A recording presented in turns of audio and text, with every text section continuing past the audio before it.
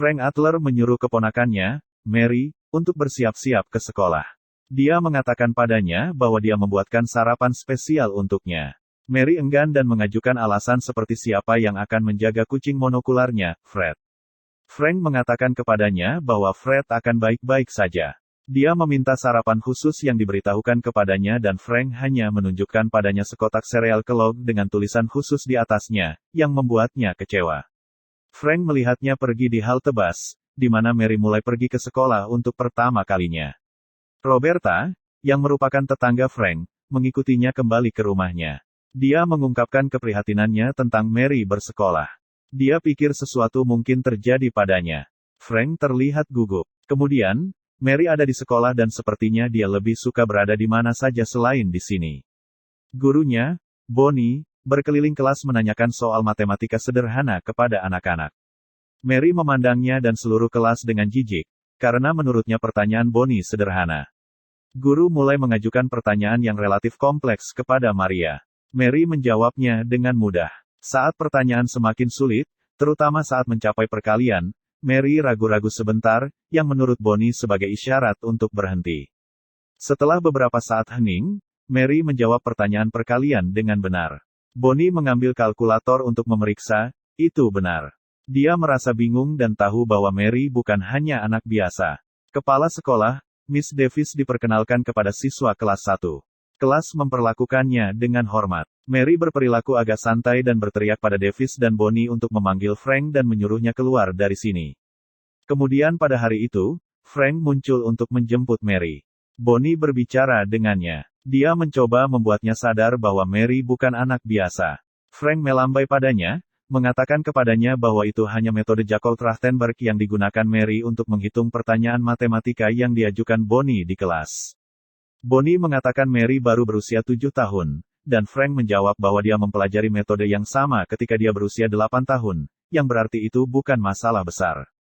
Bonnie kemudian mencari metode Jacob-Trachtenberg dan melihatnya, merasa cukup terkesan. Frank sedang bekerja di atas kapal. Mary bertanya apakah mereka bisa naik perahu untuk test drive. Mereka menghabiskan waktu bersama di pantai. Mereka berbicara tentang berbagai hal, dan Frank memberitahu Mary bahwa ibunya ingin dia berteman. Mary membawa Fred ke sekolah dan menunjukkannya kepada teman-teman sekelasnya. Dia mengatakan kepada mereka bahwa dia hanya memiliki satu mata. Anak-anak bertanya padanya, bagaimana dia kehilangan matanya. Mary menjawab dengan mengatakan dia tidak tahu tentang itu karena dia menemukannya seperti ini di tempat sampah dan dengan cara tertentu, menyelamatkannya. Bonnie tumbuh lebih dekat dengan Mary. Dia menyerahkan pekerjaan rumah tambahannya, tahu dia akan menyelesaikan pekerjaannya lebih cepat daripada kebanyakan siswa. Mary tersenyum pada Bonnie dan Bonnie membalas senyumnya dengan senyum penuh kasih sayang miliknya. Mereka terikat dengan baik di kelas. Bonnie mencari lebih banyak tentang keluarga Adler, pertama-tama melihat detail Frank Adler, tetapi pencariannya tidak membuahkan hasil apapun. Dia akhirnya membaca tentang saudara perempuan Frank, Diane Adler. Diane adalah anak ajaib, pandai matematika. Profesor MIT, Seymour Sunklen, menyebutnya luar biasa, mengatakan dia memiliki pikiran yang indah, pikiran yang dapat membantu dunia. Saat Bonnie membaca lebih lanjut, dia mengetahui bahwa Diane mengakhiri hidupnya pada usia 27. Dia meninggalkan seorang putri bernama Mary bersama saudara laki-lakinya, Frank. Bonnie muncul untuk menemui Frank di bar lokal mereka, Ferg.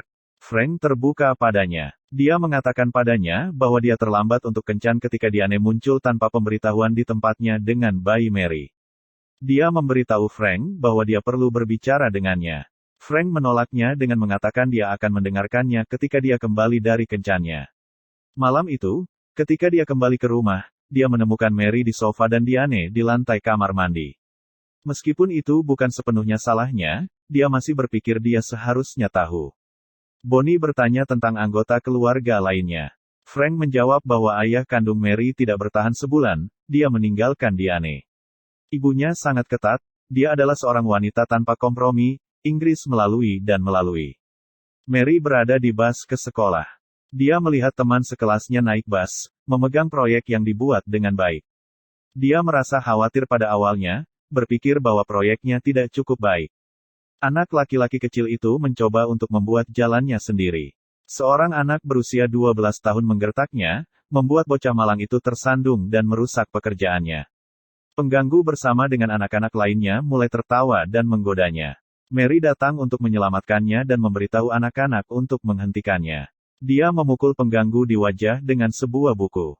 Frank kemudian berjalan ke sekolah Mary saat dia melewati pengganggu, yang berdarah dari hidungnya. Dia segera memeriksa Mary, memastikan bahwa dia baik-baik saja. Kepala sekolah, Davis, membuat Frank mengerti bahwa memukuli orang tidak diperbolehkan. Frank mengatakan kepadanya bahwa dia akan memastikan Mary mengerti itu, meskipun dia bangga padanya karena melawan pengganggu. Kepala sekolah mengatakan dia ingin Mary belajar di Akademi Pendidikan Berbakat Oaks, di mana dia dapat dididik pada tingkat yang sesuai dengan kemampuannya. Frank mengemukakan masalah keuangan. Dia menjamin beasiswa perjalanan penuh untuk Mary. Frank menolak tawaran itu, mengatakan bahwa Mary harus diperlakukan seperti anak normal dan dikirim ke sekolah biasa. Bonnie bertanya kepadanya apakah dia yakin dengan keputusannya, yang dia katakan tidak dia ketahui. Mary meminta maaf kepada teman-teman sekelasnya atas perilakunya. Dia dan seluruh kelas memuji Justin, anak laki-laki kecil yang merupakan teman sekelasnya, mengatakan kepadanya bahwa kebun binatangnya adalah proyek seni terbaik. Frank dan Mary sampai di rumah untuk menemukan neneknya. Evelyn menunggu di depan pintu mereka. Evelyn membawakannya laptop mewah dengan buku tentang aljabar tingkat lanjut oleh Charles Zimmer. Mary mengatakan kepadanya dengan tidak tertarik bahwa dia telah membaca buku itu dan sekarang membahas persamaan diferensial. Frank membuatnya berterima kasih kepada Evelyn. Evelyn tidak puas dengan kondisi hidup Frank dan memanggilnya untuk itu. Frank dan Evelyn bertemu untuk makan siang. Dia bilang dia prihatin dengan Mary dan ingin dia hidup di lingkungan yang lebih baik. Dia memperingatkan Frank bahwa pihak berwenang akan terlibat. Frank mengatakan kepadanya bahwa Diane tidak ingin dia memiliki hak asuh Mary. Evelyn menyebut ibu Mary, Diane dan Frank, lemah. Dia secara halus mengatakan kepadanya bahwa masalah ini akan dibawa ke pengadilan. Frank dan Mary berkumpul bersama, dia mengajukan pertanyaan tentang Tuhan dan iman. Dia bilang dia punya pendapatnya sendiri, yang bisa salah, jadi dia tidak punya hak untuk merusak pendapatnya. Mary menyebut Roberta. Dia mengatakan bahwa Roberta memiliki iman dan dia sangat mencintainya. Dia mengatakan padanya bahwa dia tahu bahwa semua orang akan berakhir bersama dan itulah yang penting pada akhirnya. Roberta membuktikan bahwa dia sangat peduli pada mereka dengan hadir di pengadilan untuk membantu Frank mendapatkan hak asuh Mary terhadap ibunya. Menjadi jelas bahwa Evelyn berencana untuk membawa Mary bersamanya ke Massachusetts. Frank ingin dia tinggal bersamanya. Kemudian, Frank meminta Roberta untuk menjaga Mary pada malam itu. Roberta setuju, menyebutkan bahwa dia hanya tetangga dan bukan kerabat darah atau seseorang yang pendapatnya akan dihargai, tetapi dia sangat mencintai Mary. Mary menghabiskan malam di Roberta's, bernyanyi bersamanya dan bersenang-senang. Bonnie dan Frank bertemu di bar. Dia menjelaskan kepadanya bahwa bukan dia yang membocorkan informasi ke Davis. Mereka semakin dekat sambil minum dan melakukan percakapan yang menarik. Bonnie mengatakan kepadanya bahwa dia tidak bisa berhubungan intim dengannya, tetapi akhirnya mereka menghabiskan malam bersama. Mary sedang mencari DVD di tempat Frank. Dia menemukan Bonnie menyelinap keluar dari kamar Frank dan menjadi kurang ajar tentang hal itu. Frank mengetahui hal ini dan menjadi frustrasi karena mengatakan bahwa dia tidak dapat memiliki hidupnya sendiri bahkan untuk beberapa waktu. Dia marah dan pergi. Kemudian, Frank meminta maaf kepada Mary dan mereka berdamai. Roberta mengecam Frank karena perilakunya yang tidak bertanggung jawab, saat dia memeriksa surat-suratnya di luar dan mengetahui bahwa Mary akan menghabiskan 2 hari di Boston bersama neneknya. Ketika Mary mengunjungi Boston bersama neneknya, dia melihat foto keluarga, termasuk foto ibu dan neneknya ketika dia masih muda. Kembali di Florida, Bonnie dan Frank menjadi lebih dekat. Evelyn membawa Mary ke universitas dan bercerita tentang 7 masalah milenium. Mary diperlihatkan gambar Gregory Perelman yang mengerjakan konjektur Poincare. Evelyn mengenang bagaimana Diane juga bisa dihormati dan memajang fotonya di dinding jika dia telah menyelesaikan persamaan Navier-Stokes. Mary mengungkapkan keinginannya untuk ditampilkan di dinding suatu hari nanti juga. Dia diberikan persamaan yang sulit untuk dipecahkan oleh Profesor Sanklen. Setelah menyadari bahwa dia tidak dapat menyelesaikannya untuk beberapa waktu, dia memberitahu Evelyn mungkin Mary tidak mampu. Evelyn berjalan dengan marah bersamanya, menyesal datang ke Sanklen sejak awal ketika Mary mengatakan kepadanya bahwa persamaan itu salah dan karenanya, tidak dapat dipecahkan. Mereka kembali ke Sun Clan dan persamaan dikoreksi oleh Mary. Dia menyelesaikannya sampai akhir, membuat Sun Clan merasa kewalahan. Ketika mereka kembali ke rumah, Mary memberitahu Frank bahwa meskipun Evelyn baik, dia tidak ingin tinggal bersamanya. Dia berjanji padanya bahwa dia tidak akan pergi kemanapun. Mary bertemu dengan seorang pekerja sosial Pat, yang menanyakan berbagai pertanyaan tentang hidupnya. Mary menyebutkan menonton pertarungan pamungkas dengan Frank.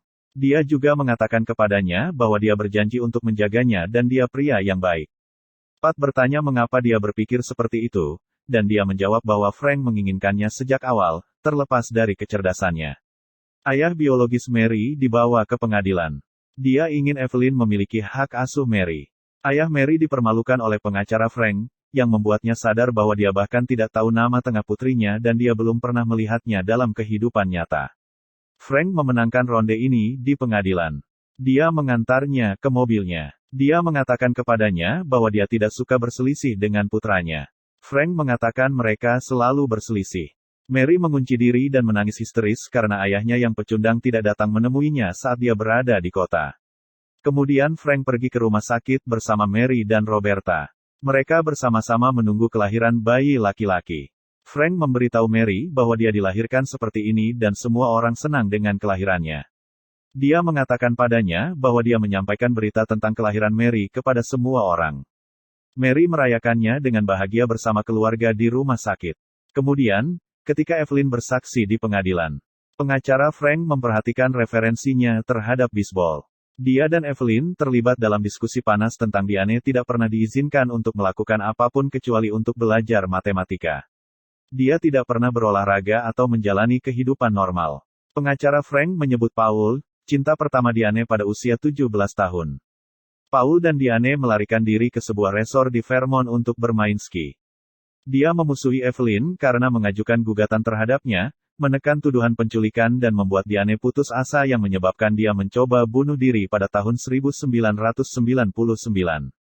Evelyn menegaskan bahwa itu bukan masalah besar dan bahwa dia mencoba yang terbaik untuk menjadi ibu yang baik bagi Diane. Frank bersaksi dan mengatakan bahwa dia adalah pekerja lepas, dia memperbaiki kapal. Pengacara Evelyn mengemukakan kekhawatiran tentang perawatan kesehatan, pendidikan, dan kehidupan Mary. Frank bersikeras bahwa dia ingin dia hidup seperti anak normal. Pengacara juga mengemukakan bagaimana Mary menyerang anak pengganggu di sekolah dan bagaimana dia pernah menyerang seorang pria. Frank mengatakan itu adalah pembelaan diri terhadap seorang pria mabuk di sebuah bar dan mengaku menghabiskan malam di penjara karena insiden itu. Malamnya, pengacara Frank menyarankan untuk menyerahkan Mary ke keluarga angkat sementara. Ketika dia berusia 12 tahun, dia dapat membuat keputusan di pengadilan mengenai situasi kehidupannya. Keluarga angkat tinggal di Tampa. Frank dapat mengunjunginya dengan mudah karena jaraknya hanya 30 menit. Evelyn akan mendapatkan hak berkunjung juga. Merasa tidak punya pilihan, dia mengirim Mary untuk tinggal di Tampa. Dia tidak tenang, dia menangis dan memohon kepada Frank untuk tidak meninggalkannya sendirian, mengingatkannya bahwa dia berjanji tidak akan meninggalkannya. Roberta dan Frank berduka atas ketidakhadiran Mary. Kemudian, Frank memberitahu Bonnie bahwa dia berpikir untuk menyerahkan Mary ke layanan anak berkali-kali tetapi tidak pernah bisa membiarkannya pergi. Dia menyalahkan dirinya sendiri atas kekacauan itu. Dia mencoba mengunjungi Mary tetapi diberitahu oleh ayah angkat bahwa dia tidak ingin melihatnya.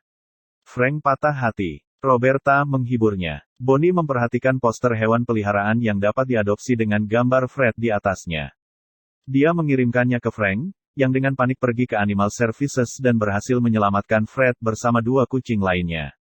Evelyn adalah orang yang menempatkan Fred untuk diadopsi di tempat pertama. Frank dan Roberta buru-buru mengunjungi Mary dan berhasil mendapatkannya kembali ketika Frank menunjukkan kepada Evelyn dokumen yang membuktikan bahwa Diane sebenarnya menyelesaikan bukti untuk persamaan Navier Stokes.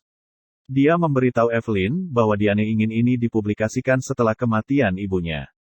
Artinya Evelyn memang menekan keinginan Diane.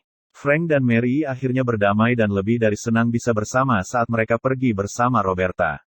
Evelyn melihat catatan bernoda air mata dengan coretan sketsa di atasnya dan mulai menangis.